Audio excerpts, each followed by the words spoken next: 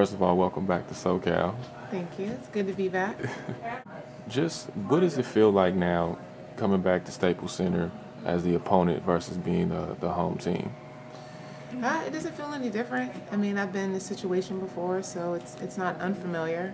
I mean, it's basketball, you know. Basketball is basketball to me, no matter where you play.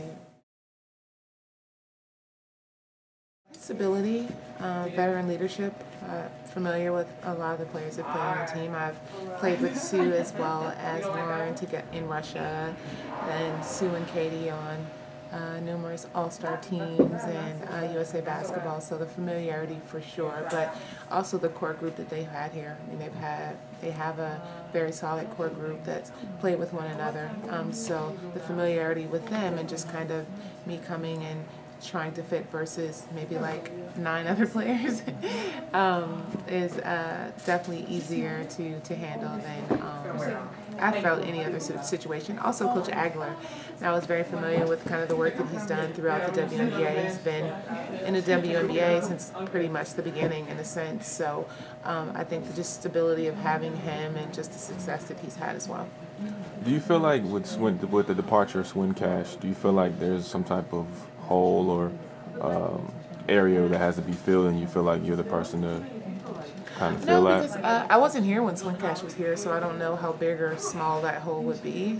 But I don't take on things like that as my responsibility. Like when I go to a team, whether it was coming to LA or being here, just kind of bringing what I can to the team as far as what my game offers.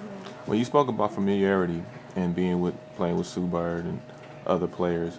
What does that feel like now that you're actually together on this team and going to be on this team for the entire season?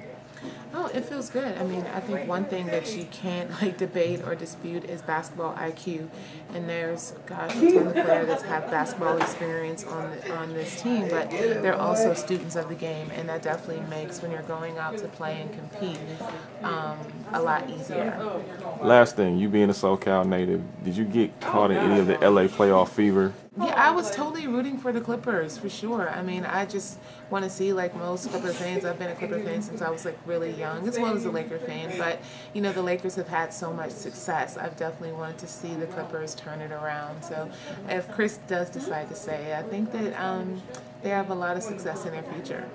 Thank you so much. You heard it here from the one and only Tina Thompson, WNBA all-time leading scorer. Thanks a lot. Thank you. That's great. Here with Sue Bird of the Seattle Storm. Talk about the second quarter. It looked like you guys kind of had a little edge. The momentum shifted in your favor. And then third quarter kind of went back to the spark. You know, I think we're a team that we thrive on our defense. That's how we've been, you know, for a couple of years now, and it's something that, you know, we really rely on. And in the second quarter, we were able to get some stops, which created some transition opportunities, and I think it just got us into more of a flow.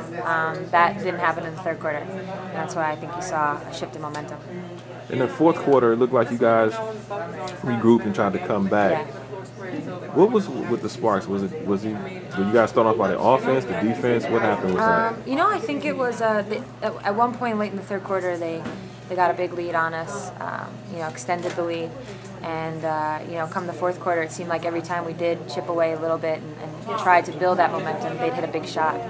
Sometimes that's all it takes. Tonight they did that. So what do you guys do to regroup, being the 0-2 and try to get that next W? Yeah, you know, it's only the second game of the season, and obviously being 0-2 is not a good start. You know, you don't want to dig yourself a hole right from the beginning, but that's the situation we're in, and we're just going to try and go back home to Seattle for a couple days and regroup and work on some things. And the best thing about losing is you generally learn something from it. So hopefully we'll do that and move on to the next. Talk about the impact of Candace Parker. Was she just her energy on that court tonight? Yeah, well, Candace is a great player, you know, and especially when she's hitting her shots from the outside, it really gives her a lot of energy, and her teammates feed off that. I played with her overseas, so I know what it's like. When she's going like that, it's difficult to stop her, and like I said, I think her teammates feed off that. Well, thank you so much, the one and only Sue Bird, and good luck with the rest of the season.